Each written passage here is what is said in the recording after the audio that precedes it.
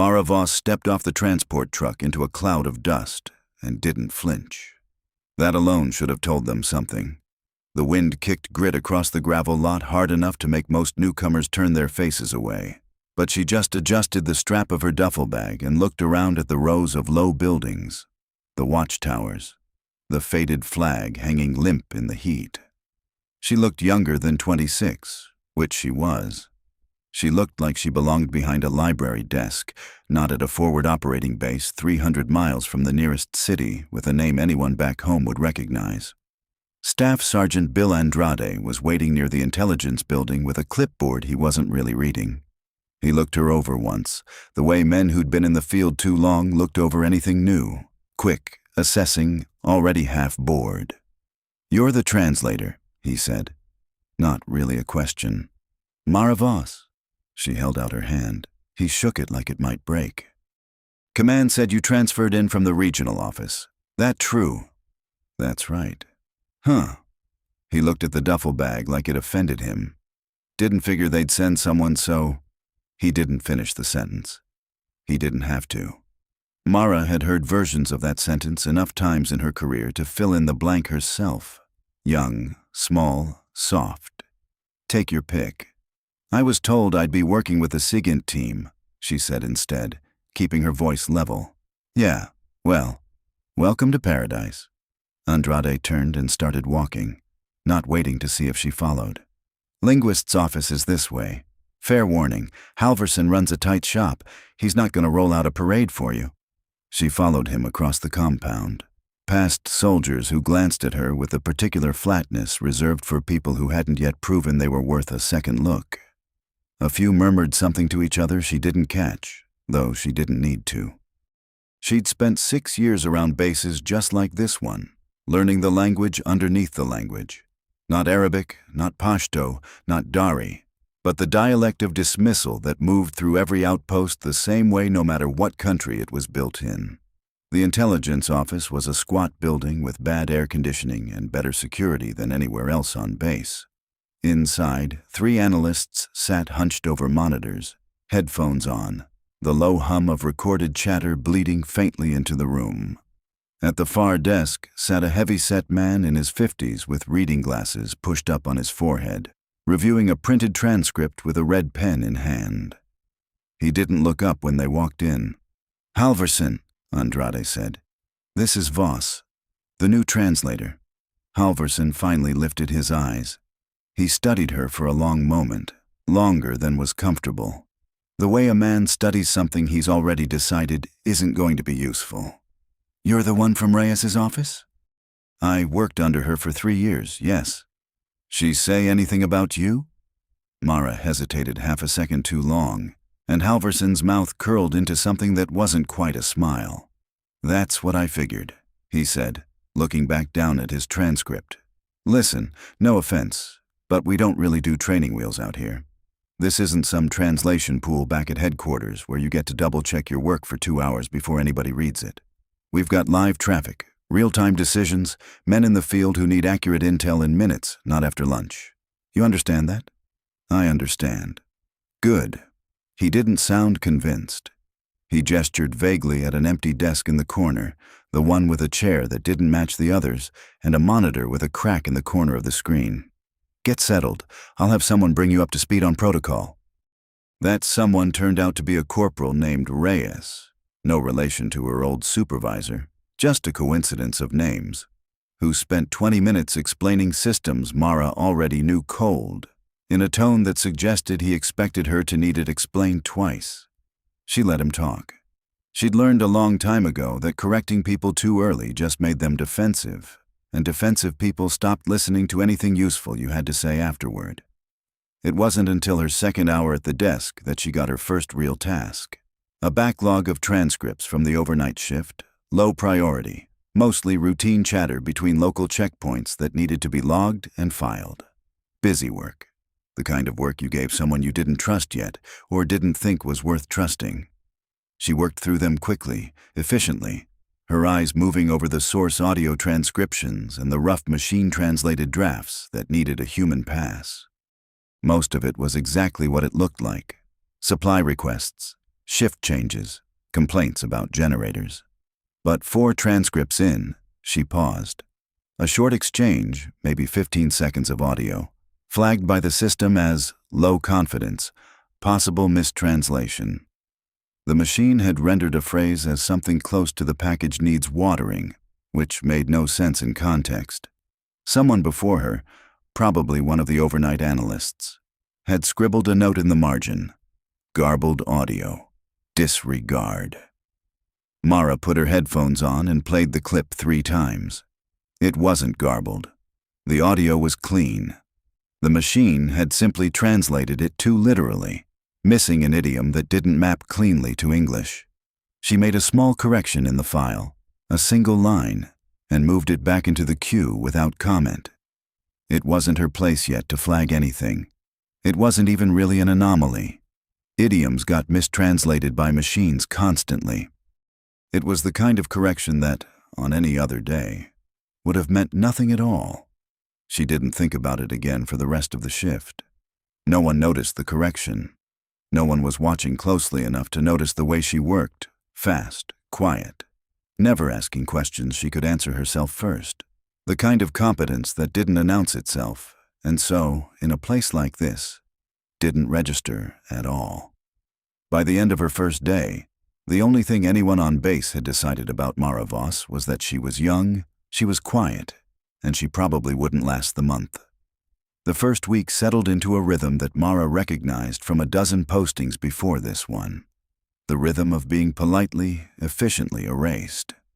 She wasn't invited to the morning briefings, not officially excluded, just never told the time had changed, or that the meeting had moved to the secure room instead of the usual one. By the time she found her way there, things were already underway, and slipping in late only made her feel more like an afterthought than skipping it entirely would have. After the 3rd time, she stopped trying and just read the briefing notes secondhand, once everyone else was done with them. The work she was given matched the treatment, while the other analysts handled live intercepts, the kind that mattered, the kind that got discussed in rooms with raised voices. Mara was handed backlog, routine chatter, transcripts that needed a second pass for the archive but that nobody expected to contain anything worth a second thought. It was the linguistic equivalent of being asked to alphabetize a filing cabinet nobody planned to open again. She did it anyway, and she did it well, because that was the only language she had left to speak to people who'd already decided not to listen to the other one. The whispers started sometime around day 4. She caught fragments of them the way you catch fragments of any conversation not meant for you. A name dropped too loud near a doorway. A laugh that cut off when she walked past.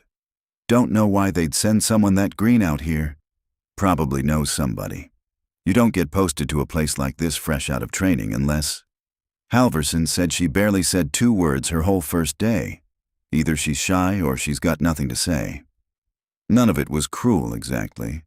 That was the part that made it harder to push back against. Cruelty you could name. This was something softer and more corrosive. The particular condescension reserved for people the room had already decided didn't matter, delivered with shrugs and half smiles instead of insults. Andrade was polite enough to her face. Halverson was professional, in the strict, joyless way of a man following protocol rather than extending courtesy. But underneath all of it ran the same current. She doesn't belong here, and we're waiting for her to prove it. Mara had stopped expecting otherwise a long time ago. What she hadn't stopped doing was paying attention. On the 5th day, working through another stack of overnight transcripts, she found the phrase again. It was different audio this time. A different speaker, a different checkpoint, recorded 2 days after the first one. But the structure was nearly identical. A short, clipped exchange, something about supplies, and buried in it. That same odd phrase the machine had once again rendered as nonsense. The package needs watering. This time, someone hadn't even flagged it as low confidence. It had simply been logged and filed, the kind of routine chatter nobody read twice. Mara sat with her headphones on for a long moment, replaying both clips back to back. Idioms repeated. That wasn't strange on its own. People had verbal habits, turns of phrase they leaned on without thinking. But this phrase wasn't common.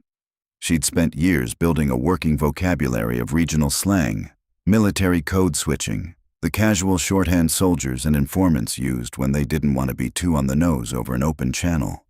She knew what watering usually stood in for in this dialect, in this region. It wasn't this. It wasn't close to this. She pulled both transcripts and laid them side by side, made a note, careful, factual, no speculation, and walked it over to Halverson's desk before she could talk herself out of it. "Sir, I found something that might be worth a second look." He glanced up, reading glasses sliding down his nose. "What is it?" "There's a phrase that's come up twice now in routine traffic, 2 days apart, from 2 different speakers. The machine translation flagged it as garbled both times, but the audio's clean. The phrase doesn't match any regional idiom I'm familiar with, and the context doesn't support a literal reading either. And what do you think it means?" "I don't know yet. That's why I think it's worth flagging instead of filing." Halverson took the printout, scanned it for maybe 4 seconds, and set it down on top of a stack of other papers without picking it back up. "It's chatter, Voss.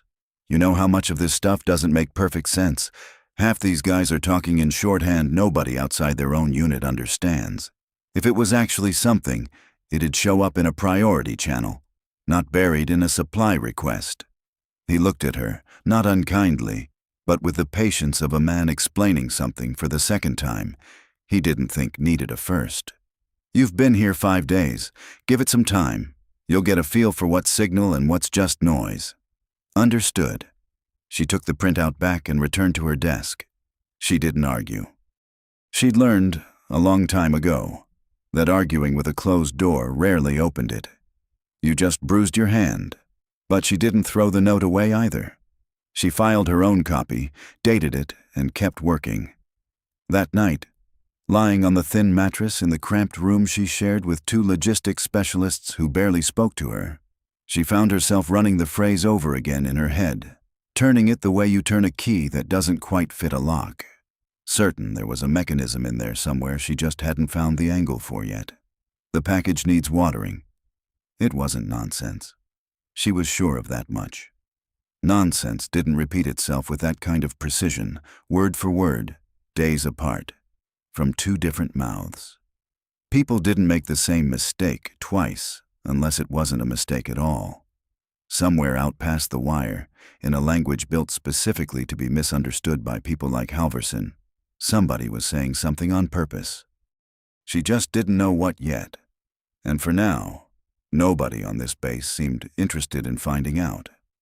The 3rd instance came on day 9, and this time Mara wasn't the only one who heard it. She just might have been the only one who understood what she was hearing. A joint patrol was being planned for the following week, a coordinated sweep through a cluster of villages northeast of the base where local informants had reported increased enemy movement.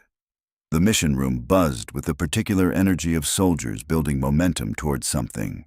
Maps spread across tables, grease pencils marking routes, voices overlapping as officers debated timing and approach.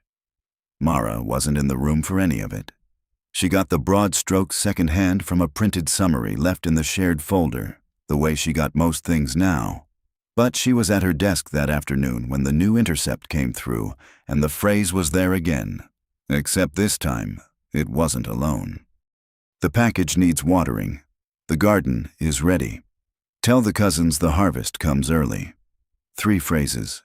3 pieces of language that, read individually, could pass as nothing. A farming family discussing crops. The kind of mundane chatter that filled 90% of intercepted communications in a region where most people really were talking about farming families and crops. But Mara had spent 6 years learning to read the shape of a sentence the way a doctor learns to read the shape of an X-ray, looking past what was obviously there for what was structurally wrong. These 3 phrases shared a rhythm, a cadence, the kind of internal consistency that didn't happen by accident across multiple speakers unless they were drawing from the same script. She pulled every prior transcript she could find with similar phrasing, 6 in total, going back almost 3 weeks, scattered across different checkpoints and different voices, all filed and forgotten because each one individually looked like nothing. Laid side by side, a pattern took shape that made the hair on her arms rise. The phrases appeared in pairs, always within a day or two of each other, always followed, 2 to 3 days later, by a documented uptick in local movement that intelligence had attributed to seasonal activity, harvest season, nothing operational. What if it wasn't seasonal? What if it was a signal? She drafted a memo, careful and precise, laying out the pattern without overclaiming what it meant, and walked it directly to Halverson's desk for the second time. "Sir, I need 5 minutes." He was reviewing patrol logistics with Lieutenant Carver, a younger officer with a square jaw and the kind of confidence that came from never having been seriously wrong yet. Carver glanced at her with mild irritation at the interruption. "Make it quick," Halverson said. Mara laid out the transcripts in order, walked through the pattern, the cadence, the timing correlation with the movement spikes. She kept her voice level, factual, stripped of anything that could be read as alarmist. When she finished, the room was quiet for a beat too long. Carver was the one who spoke first. "With respect, and no offense intended, this sounds like you're reading tea leaves. Farmers talk about crops. That's what farmers do. I understand that's the obvious reading. I'm not saying it's not farming language. I'm saying the pattern of when it appears and what follows doesn't match normal seasonal chatter. It matches a signal structure. Based on what? A hunch? Based on 6 examples over 3 weeks with a consistent timing pattern."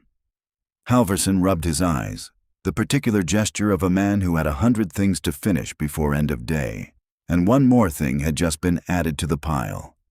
"Voss, I hear you. I do. But we've got a patrol going out in 6 days built around solid human intelligence from informants we've worked with for over a year. I'm not walking that back over a theory about farm metaphors with no corroboration.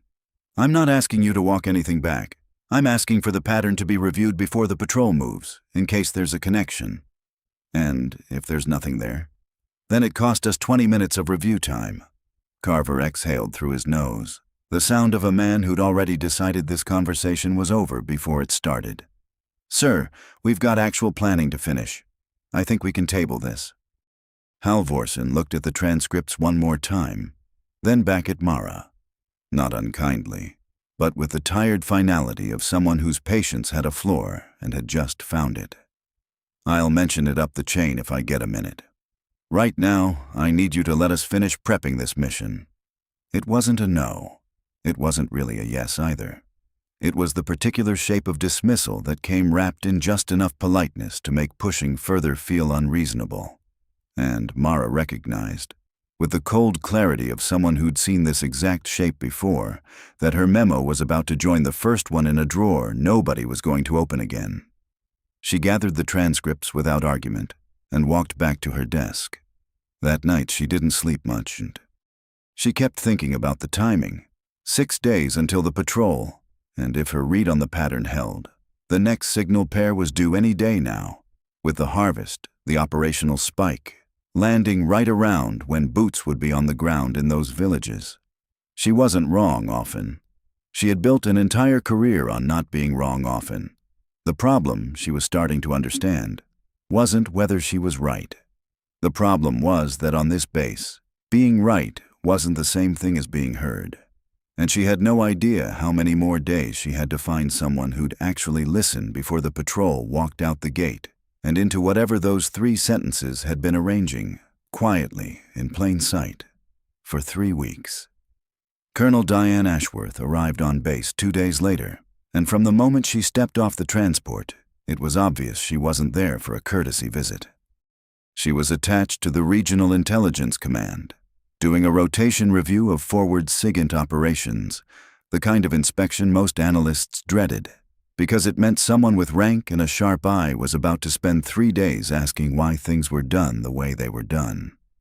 Halverson had spent the morning briefing his team on how to present their workflow, which transcripts to have ready, which numbers to lead with. Mara wasn't part of that briefing either, though by now that barely registered as a surprise.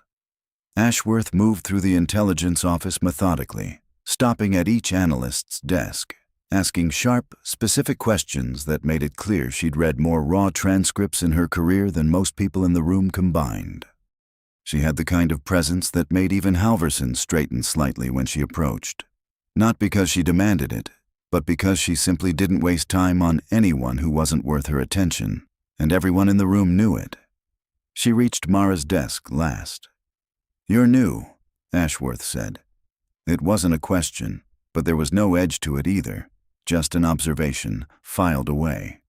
5 weeks now, ma'am. Mara Voss. What are you working?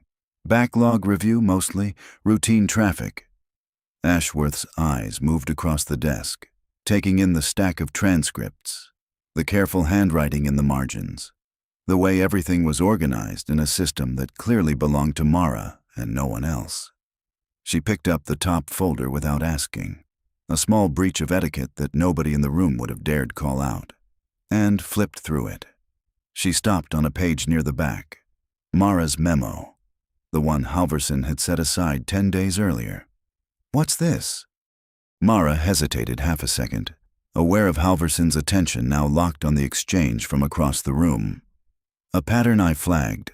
Recurring phrasing across multiple intercepts that I believe functions as a signal rather than literal conversation. I raised it with Sergeant Halverson, but it wasn't prioritized." "Why not?" "The read was that it's seasonal farming chatter. The phrasing supports that reading on the surface, and you don't think it does. I think the timing pattern doesn't support it. 6 instances over 3 weeks, always in pairs, each pair followed by a movement spike that's currently attributed to harvest activity." Ashworth set the folder down and looked at her for a long moment. The first time in 5 weeks anyone on base had looked at Mara like she was something other than background noise. "Walk me through it. Now." Mara did, laying the transcripts out in order on the desk, the same way she had for Halverson, except this time the silence in the room had a different quality to it. Not boredom, but the particular stillness of people realizing they might have missed something. Ashworth asked sharper questions than Carver had, but they weren't dismissive ones. She asked about the source dialect, about whether the phrasing had precedent elsewhere, about exact timestamps. Mara answered each one without hesitation, because she'd already lived inside this data for 10 days with nothing else to do but interrogate it. When Mara finished, Ashworth didn't say anything for almost a full minute. She pulled out a secure tablet, tapped through something Mara couldn't see, cross-referencing against a database that clearly went well beyond what this base had access to. There was a flagged pattern out of Sector 9 8 months ago, Ashworth said finally, mostly to herself. Similar structure. Agricultural language used as a timing signal for ambush coordination. It got written off then too, until it didn't. She looked up. "How many days until your patrol moves?" Halverson, who had crossed the room without anyone noticing, answered for her. 4 days, Colonel. And the route takes them through the villages referenced in these intercepts. "Yes, ma'am." Ashworth was already moving, tablet in hand, voice shifting into something clipped and urgent. "I want every intercept from those checkpoints for the last month pulled and cross-referenced against Sector 9's pattern markers. I want it inside the hour." The room, which 10 minutes earlier had treated Mara's desk as the least interesting corner of the office, was suddenly in motion entirely because of what was sitting on it. Mara stood quietly to one side as analysts who hadn't looked at her twice in 5 weeks now waited for her to hand them transcripts, to explain her notation system, to clarify which timestamps mattered. Halverson, to his credit, didn't try to take credit for the find. He just kept saying to anyone who asked, "Voss caught it 10 days ago, pull her notes." It took 90 minutes of cross-referencing for Ashworth to set down her tablet and say the sentence that changed the air in the room entirely. "It's not a metaphor. It's a countdown." She looked around at the team, then back at Mara. "The harvest phrase isn't describing activity. It's the signal to initiate one, and based on the timing pattern, the next one is due tomorrow." She turned to Halverson. "Which means whatever's been quietly building toward an operational window is going to peak right around the time your patrol is scheduled to walk through that exact terrain." The room went very still. Mara felt something settle in her chest that wasn't relief. Not yet. It was the cold, clear weight of having been right about something that mattered, at the exact moment it mattered, with 4 days left to do something about it instead of finding out after the fact what those words had actually meant. The patrol briefing room filled faster than Mara had ever seen it fill, and for the first time since she'd arrived, she wasn't standing outside the door wondering if anyone would notice if she walked in. Colonel Ashworth had asked for her by name. Lieutenant Carver was already there when she arrived, along with 2 squad leaders who'd be leading the patrol in 3 days, their gear partially staged near the door like men who'd assumed this was just another routine check-in before deployment. Carver's expression shifted when he saw Mara walk in beside Ashworth instead of behind everyone else. Ashworth didn't waste time on preamble. She pulled up the terrain map on the wall display, the planned route marked in red, and overlaid it with the timing data her team had spent the last day confirming. "This patrol does not move on the current route or the current timeline," she said. "Not until we've reworked it." Carver straightened. "Ma'am, with respect, this route was built on solid informant intelligence. It was built on intelligence that didn't account for a coordinated signal pattern your team had sitting in their files for 3 weeks." Ashworth's voice wasn't raised, but it didn't need to be. "The phrasing your analysts dismissed as harvest chatter is a confirmed operational trigger. Sector 9 lost 2 men to an almost identical pattern 8 months ago before anyone connected it. We are not repeating that mistake because a memo sat in a drawer." Carver's jaw tightened, but he didn't argue further. He looked instead at Mara, a longer look than he'd ever given her, something between disbelief and the beginning of an apology he didn't yet have words for. "You flagged this," he said. 10 days ago, I flagged a pattern," Mara said. "The colonel's team confirmed what it meant. It was a small correction, modest and exact, and it was also, Mara realized, the first time in 5 weeks she'd said something in this room and watched every single person in it actually listen." Ashworth laid out the revised plan. An adjusted route, a delayed window, additional overwatch positioned exactly where the timing data suggested the ambush had been staged to spring. It took 40 minutes to rebuild what had taken days to plan, and nobody in the room complained about the extra work, because nobody in the room was confused anymore about what the extra work was for. When the meeting broke, Halverson found Mara in the hallway before she made it back to her desk. He looked older than he had that morning, the particular weariness of a man doing the math on how close a mistake had come to costing something that couldn't be undone. "I had your memo on my desk for 10 days, he said. "I know. I should have pulled the cross-reference myself. Should have taken it to command instead of sitting on it." He paused. "I didn't think there was anything there because I didn't think you'd had time yet to know what you were looking at. I understand why it read that way. That's not an excuse. It's just what happened." He looked at her for a moment, the apology sitting plainly on his face even though he didn't quite say the word. "It won't happen again. Whatever you flag from here on, it gets a real look. First pass, not last." She nodded, and let that be enough, because pushing for more than an honest accounting wasn't something she needed. 3 days later, the patrol moved out along the revised route under the revised timeline, with Overwatch positioned exactly where Ashworth's team had calculated the ambush would have triggered. The engagement that followed was short, decisive, and entirely on the patrol's terms instead of the enemy's. 6 insurgents detained, a weapons cache recovered, and not a single casualty on either side of the wire that had been planned for. When the patrol returned, Carver sought Mara out at her desk, still in his gear, dust still on his face. "We'd have walked right into it," he said. "Exactly where you said. I'm glad the timing worked out. It worked out because you didn't stop pushing it after the first 2 times we brushed you off." He held out his hand, the same gesture Andrade had offered 5 weeks earlier when she stepped off the transport. Except this time it didn't feel like a formality. "I'm sorry it took this long to listen." Mara shook his hand and didn't make more of it than it needed to be. She wasn't owed a parade, and she didn't especially want one.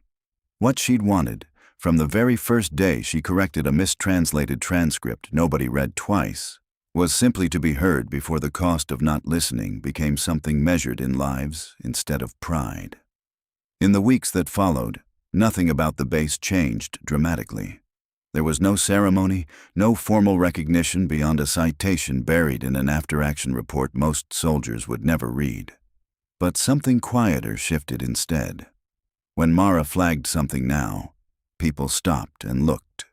When she spoke in a briefing, the room didn't talk over her anymore. She still kept to herself, still ate lunch alone more often than not, still preferred the quiet hum of intercepted chatter to small talk in the mess hall. None of that needed to change for the rest of it to be different. She'd come to this base as someone nobody thought was worth a second look.